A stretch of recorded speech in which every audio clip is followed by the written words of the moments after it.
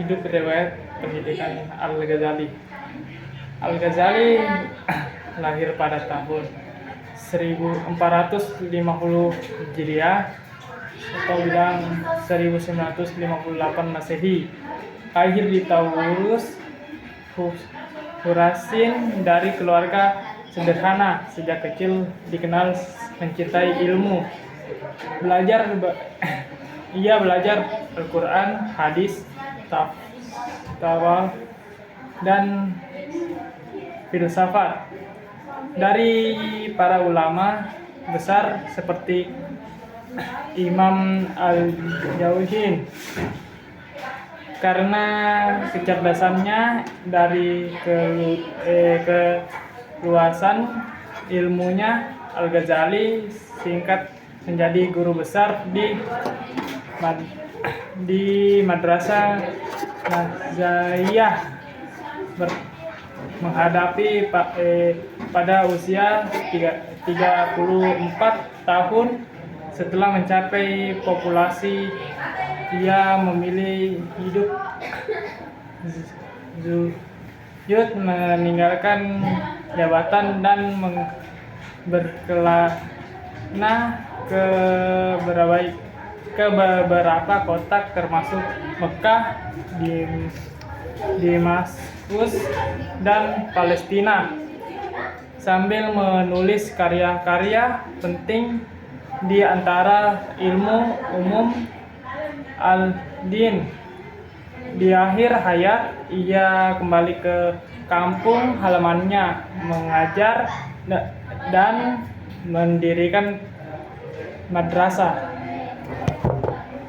Singkat latar belakang sosial Al-Ghazali. Al-Ghazali hidup di masa ke masa di bawah dinasti Abbasiyah. Saat ilmu pengetahuan, filsafat, dan seni perkembangan pusat. Namun zaman itu juga dipenuhi konflik mazhab, fitnah batiyah, dan ancaman perang syahid. Dalam situasi tersebut, Al-Ghazali aktif menantang penyimpangan pemikiran filsafat dan tasawuf ekstrim. Ia lebih memenangkan jihad al-nafs daripada perang fisik. Melalui ilmu dan pengetahuan keteladanan hidupnya, Al-Ghazali ikut melahirkan generasi cendekiawan dan pejuang Islam seperti Salahuddin Al-Ayyub.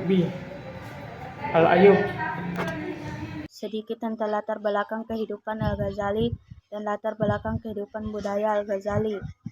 Al-Ghazali, nama lengkapnya Abu Hamid Muhammad bin Muhammad Al-Tausi Al-Ghazali, lahir di Khurasan pada tahun 450 Hijriah atau 158 Masehi. Ia tumbuh dalam keluarga yang sederhana, anak dari seorang penenun wol. Meski hidup dalam keterbatasan, Al-Ghazali sangat mencintai ilmu sejak kecil. Ia belajar Al-Quran, hadis, dan kisah para sufi. Perjalanan ilmunya membawanya ke berbagai kota besar seperti Jurjan dan Naisabur, di mana ia berguru kepada ulama besar termasuk Imam Al-Haramain yang mengenalkannya pada filsafat dan teknologi. Pada usia 34 tahun, ia diangkat menjadi guru besar di Madrasah Nizamiyah Baghdad, sebuah posisi bergengsi saat itu. Namun di puncak ketenaran dan kemuliaannya, Al-Ghazali merasa hampa secara spiritual. Ia pun memilih meninggalkan semua jabatan hidup dalam kesederhanaan, berkelana di Damaskus, menulis karya besarnya Ihya Ulumuddin. Ia wafat di kampung halamannya Tus pada tahun 505 Hijriah atau 111 Masehi. Adapun latar belakang kehidupan budaya Al-Ghazali. Al-Ghazali hidup di masa keemasan dinasti Abbasiyah. Saat itu peradaban Islam sangat maju dalam ilmu pengetahuan, filsafat, seni dan budaya. Saat itu didirikan perpustakaan besar bernama Bait al-Hikmah dan dilakukan terjemahan besar-besaran karya Yunani ke dalam bahasa Arab. Salah satu tokoh yang produktif, ia menulis lebih dari 70 karya dalam berbagai disiplin ilmu seperti tasawuf, teknologi, filsafat, fikih, dan akhlak. Karyanya berpengaruh besar bukan hanya dalam dunia Islam, tetapi juga di Barat. Pengaruhnya terasa sampai tokoh-tokoh besar Kristen seperti Thomas Aquinas. Ia dikenal sebagai ulama yang berhasil menyatukan ilmu, akal, dan rasa serta menjadi jabatan antara filsafat dan spiritual Islam.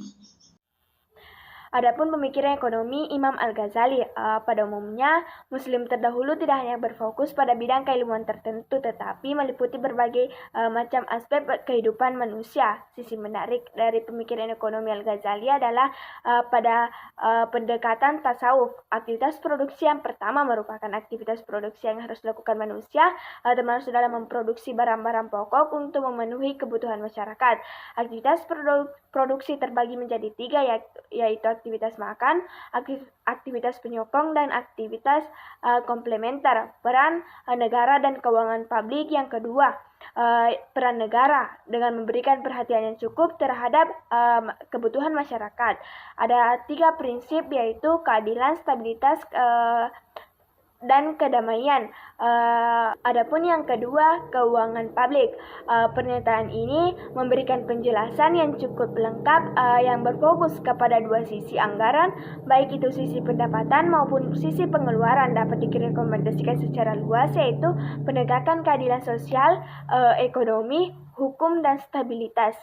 Saya akan membahas tentang pemikiran ekonomi menurut Al-Ghazali yang ketiga, yang dimana di dalamnya itu membahas tentang penukaran sukarela dan evaluasi pasar. Pasar merupakan suatu tempat bertemunya antar penjual dengan pembeli. Proses terjadinya pasar yang berdasarkan pada kekuatan permintaan dan penawaran untuk menentukan harga dan laba. Menurut Al-Ghazali, pasar berevaluasi sebagai bagian dari hukum alam segala sesuatu, yakni sebuah ekspresi berbagai semangat yang muncul dalam diri sendiri untuk saling memuaskan kebutuhan ekonomi. Secara eksplisit, Al-Ghazali juga menjelaskan tentang perdagangan regional. Al-Ghazali menyadari bahwa perdagangan merupakan hal yang esensial bagi berfungsinya aktivitas perekonomian yang berkembang dengan baik. Dalam aktivitas perdagangan, Al-Ghazali menyebutkan perlu adanya rute perdagangan yang aman dan terjaga. Baik, selanjutnya barter dan evaluasi uang. Pemikiran Al-Ghazali mengenai uang juga memberikan kontribusi yang penting dalam perkembangan khazanah pemikiran ekonomi. Al-Ghazali telah memaparkan aturan syariah mengenai uang meskipun tidak menghususkan pembahasannya. Al-Ghazali memandang bahwa uang merupakan item yang penting dalam aktivitas bisnis dan merupakan satu di antara nikmat-nikmat Allah yang diberikan kepada hambanya, yang harus digunakan sesuai dengan ketentuannya. Sejarah perkembangan uang diawali dari sistem barter hingga pada penggunaan logam mulia. Dalam hal ini adalah emas dan perak. Pada zaman purba, masyarakat belum mengenal uang. Aktivitas perdagangan dilakukan dengan cara menukarkan barang dengan barang yang disebut dengan barter. Barter sendiri memiliki sistem kelemahan, diantaranya ia menemukan orang yang bersedia melakukan pertukaran. Transaksi barter dirasakan cukup sulit dan tidak efisien digunakan oleh masyarakat.